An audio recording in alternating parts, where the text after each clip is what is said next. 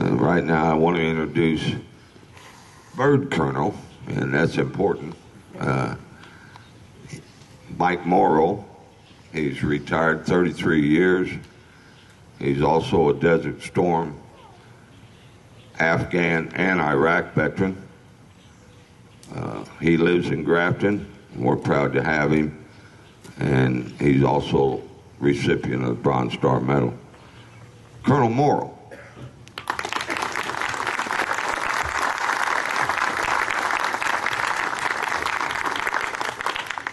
Thank you.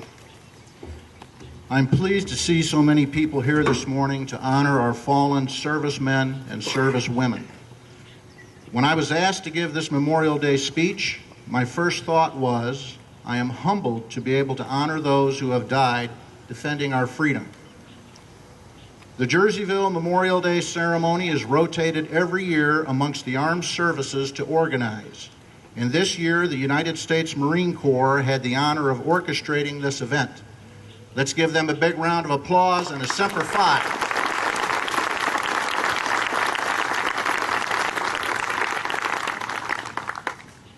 Memorial Day is a day on which those who died in active military service are remembered. It was traditionally observed on May 30th, but now is officially observed on the last Monday in May. Today, we honor all servicemen and women as we gather here to remember our fallen comrades.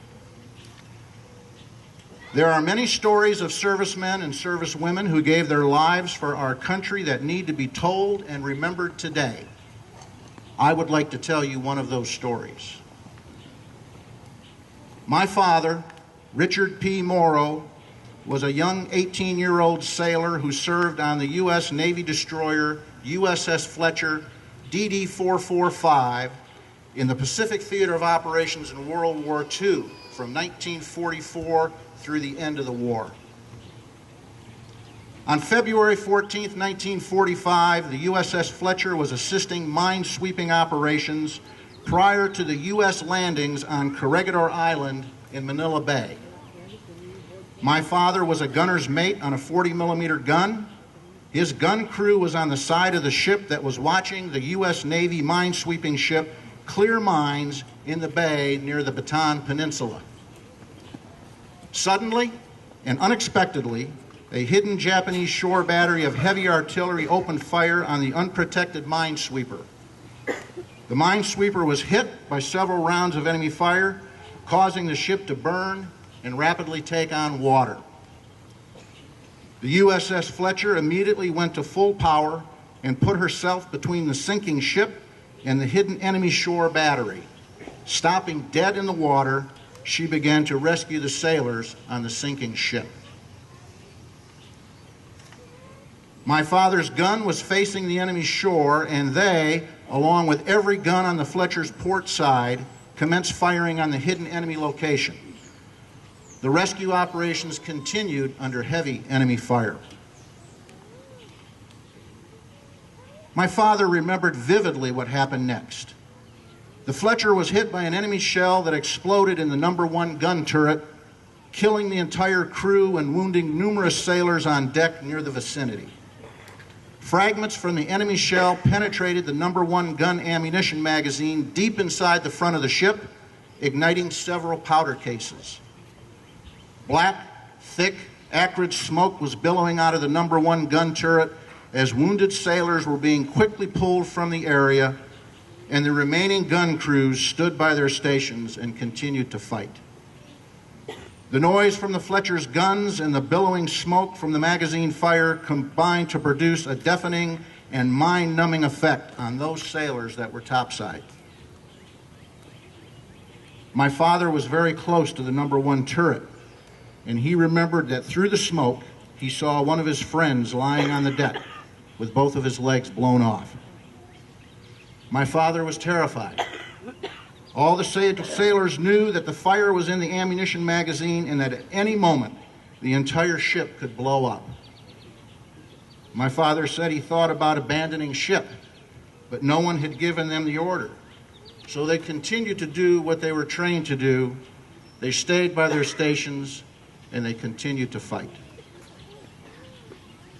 My father and his remaining shipmates survived this battle that day because of the courage and self-sacrifice of one young man, water tender Elmer C. Bigelow.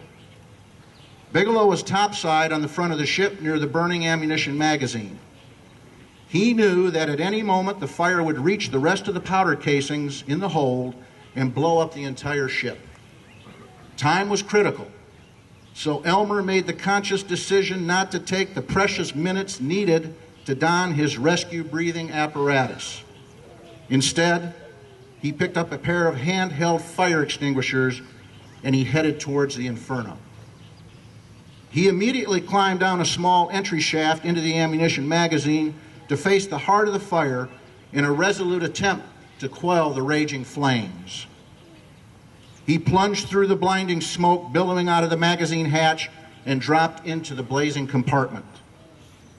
Despite the acrid, burning powder smoke which seared his lungs, he succeeded in quickly extinguishing the fires, cooled the powder cases and the bulkheads, thereby preventing further damage to the ship. The ship was saved. However, Seaman Bigelow's lungs were badly injured and he succumbed to his injuries the following day. Water Tender Second Class Elmer Charles Bigelow was posthumously awarded the Congressional Medal of Honor for conspicuous gallantry and courage at the risk of his life above and beyond the call of duty. His dauntless valor, unfaltering skill, and prompt action in a critical emergency had averted a magazine explosion, and his heroic spirit of self-sacrifice in the face of almost certain death enhanced and sustained the highest traditions of the United States Naval Service. He gallantly gave his life in the service of his country. This Memorial Day, we are grateful for all our servicemen and servicewomen, and we are grateful for all those brave soldiers, sailors, airmen, and Marines who have made the supreme sacrifice in the service of our nation.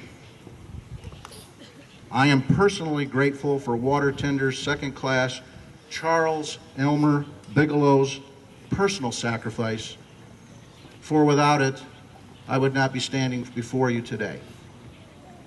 God bless him and all of our fallen heroes. God bless you, and God bless this great country, the United States of America. Thank you.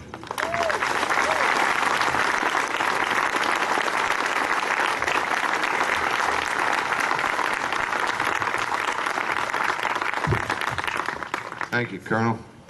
I forgot to mention that Colonel Morrow will be in Normandy on the anniversary of the D-Day landing, and he will be speaking on the anniversary in Normandy. So have a safe trip, and God bless you, Colonel.